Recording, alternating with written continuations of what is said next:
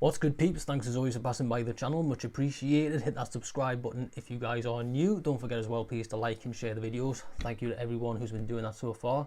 Well, I had a little hiatus last week, just wasn't much to talk about really, but I'm back because we have some fantastic heavyweight action this weekend. Dillian Whyte versus Povetkin 2. I'm really excited for this one, and I hope it manages to be as exciting as the first fight, if not better. Because going into, I'm going to talk about the previous fight because obviously I've not done that on my channel because I didn't have my channel at the time. But we all know that this fight is a rematch of that excellent fight that they had back in August 2020, which was, it's all Povetkin knock Dillian Whyte out absolutely fantastically. Beautiful uppercut in the 5th round. That shocked a lot of people because they thought that Povetkin was washed. They looked at his age and thought, well, Dillian Whyte's kind of, in his prime and Povetkin's on the way out. And a lot of people thought Dillian was simply going to run through Povetkin. I think that Dillian, Eddie Hearn and all their fans completely overlooked Povetkin, completely slept on him. Because obviously they're probably going off the fact that AJ had beat Povetkin. It's like forgetting AJ is a much better heavyweight than Dillian Whyte. Much better. The proof is in the pudding because Povetkin has shown he's still got what it takes. He is an animal, an absolute animal. He's got some horrendous power punches, the hooks, everything. A couple of things I want to clear up about that first fight, right? Number one, it wasn't a TKO as it's been officially recorded on Povetkin's resume. No, it was a straight knockout. Dillian Whyte was out cold. Out cold. You can even see it if you watch the fight. I watched it last night before I did this.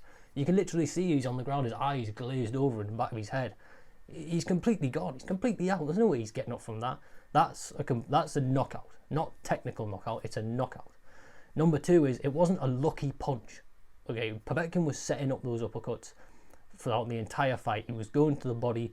He was, body and head. He was trying to get, work behind Dillian Whyte's cover because he was covering up a lot, and he basically realized that he was able to go to the body, fake the body punch, the jab, uppercut, done. He was trying the jab hook, he was trying the jab to the body and then the uppercut. All he did was just magnificent work. Also the commentary on the fight, have you watched it? It is so infuriating the way that the matchroom, it got Alan Smith just singing Dillian Whyte's praises and going on how he's done this and this and this, and basically just blagging on about how old Povetkin is and that he's washed and the once great Povetkin, he's slow, he's this, that, and that his work rate's poor. Just call the fight as you see it. Okay, Dillian Whyte was doing okay, but Povetkin was doing just as much work as well. Yes, Povetkin got knocked down a couple of times, of course, but it was the way they spoke about it. They said, "Oh, it's unbelievable that he knocked him out. It's crazy." It was just a bit ridiculous.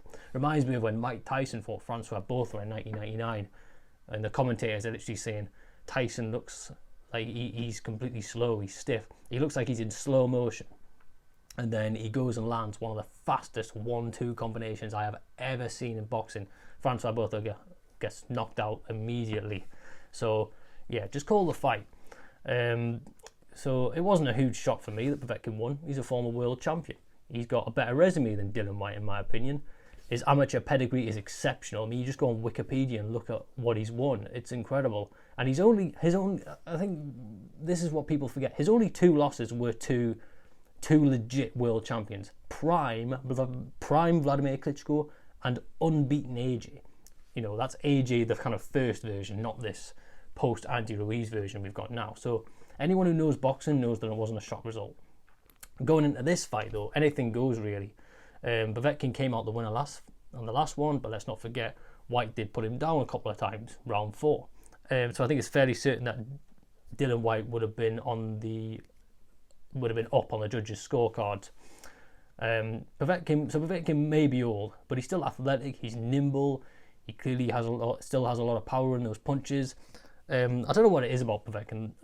I like the guy because he just comes to fight. There's no nonsense. There's none of this celebrity lifestyle.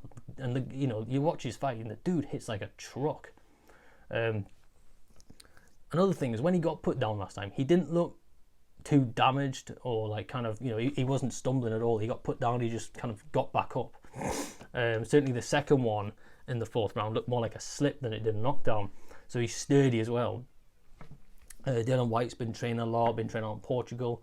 He looks okay, but I noticed in the open workout, he looked as if he had a bit of a belly on him. So if he wants to get a result in this fight, he will have to have worked on that cardio, because his cardio's been pretty poor. And it did show in that Povetkin fight. It also showed in the Mariusz Wach fight and the Oscar Rivas fight. That Wach performance was particularly poor. Interesting, Mariusz Wach fought Povetkin a few years ago and Povetkin knocked him out. So going into this, I think we could potentially see a better version of both fighters than we saw in August. And I really hope it does actually not only live up to the first fight, but actually is better than it. You know, Povetkin will have taken lessons from the first fight with them 2 knockdowns, but also Dylan Whyte would have taken a lot from his last outing with Povetkin. He will have had to work on his cardio. He'll probably come to box more than actually engage with him, certainly because Povetkin is a close, inside fighter. He likes to land those deep, powerful hooks. But yeah, saying that Povetkin's washed or old and can't win this is still wrong. I still think he can win it here. I don't think he will, because I think people will favour Povetkin, but because he's got the victory. But I think Dylan Whyte will have more confidence. Whyte will be aware of that power this time. Both of them have been out of the ring exactly the same time, but I think Whyte will have emerged victorious this time by decision. I think he'll be hesitant to engage like he did last time because he knows Povetkin's power. So I think he'll try and stay behind the jab and box his way to a win, much like he did with Oscar Rivas. Remember, Oscar Rivas put him down, I think it was the 10th or 11th round in their fight. Plus, like matchroom fighters, they're generally favoured amongst judges.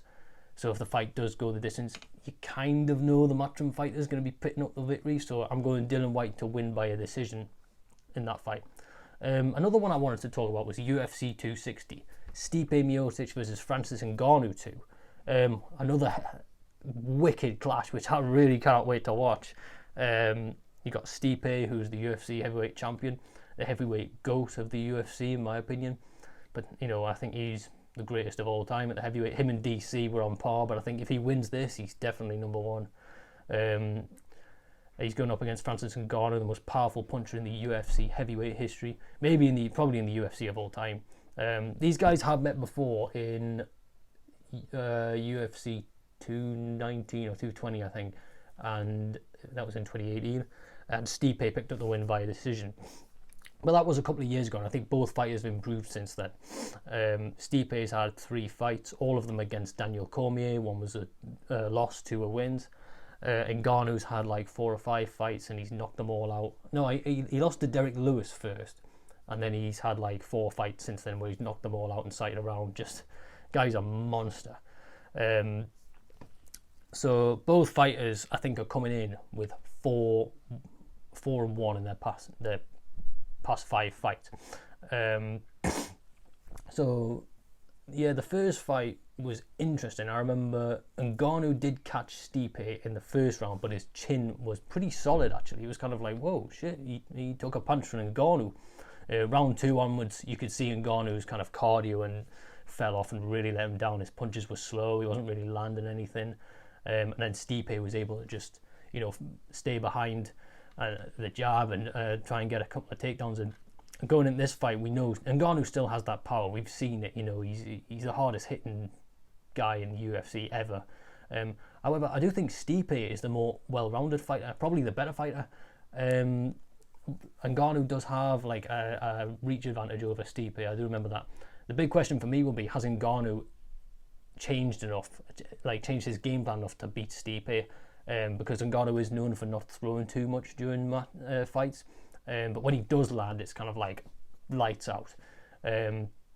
Stipe has got good striking himself, as we know, great takedowns, definitely got better wrestling ability than Ngannou, and I think he will utilise that wrestling and especially takedowns to get a win here. I think he's going to try and get on top of Francis earlier and just try and tire him out, and because when you're on the ground, power doesn't mean anything if you've got someone on top of you. So much like the previous fight, I think if Stipe can survive like the first round onslaught from Ngannou, he's probably going to win the fight. Because let's not forget, Ngannou's past 4 fights haven't gone past 1 round, and that won't have done him any favours because he won't have been utilising or using his cardio enough as you normally would in fights, you know. So whereas Stipe's last few wins have been decisions or late stoppage, like a 4th round. I think one of his wins was a 4th round stoppage. The other few wins have been by decision. So overall, I think Stipe is going to come out and go for takedowns. I think both fighters have improved a lot since that last fight, but I think Stipe has learned a lot, especially from those 3 fights he's had with DC. His wrestling has improved particularly well. So I think Stipe Miocic is going to get the win here, similar to the first fight. Ngannou will probably, he might not gas as early, but I think, you know, he will lose his momentum quite early on, and he's still as dangerous as ever, you know. So, I just think Stipe is the better, more well-rounded fighter. So I think he'll go for some takedowns, and Ngannou will not allow him to smother him with punches, because that's what Ngannou does. So for both of these fights, I think decision win. I'm going for a decision win for Dillian Whyte. I think he's going to stay behind the jab and just try and outbox Povetkin and not engage with him. And a decision win for Stipe, because I think he's going to go for takedowns and just try and stop Ngannou from smothering him and landing anything clean. But having said that, I would not be surprised at all if we see a KO from Dillian Whyte, from Alexander Povetkin, or a knockout victory from Ngannou. I think that's the other way I think both of these fights can go. I think if they're a decision, it's Dillian Whyte or Stipe. If it's a knockout, Povetkin or Ngannou. But I'm sticking with Whyte and Stipe to get the win. So yeah, a great couple of fights this weekend. I really am glad. Heavyweight boxing, heavyweight UFC. It doesn't get any better. It's good to be back on YouTube again. Thank you all for passing by the channel. Enjoy the fights this weekend, and I will see you all soon. Peace and love.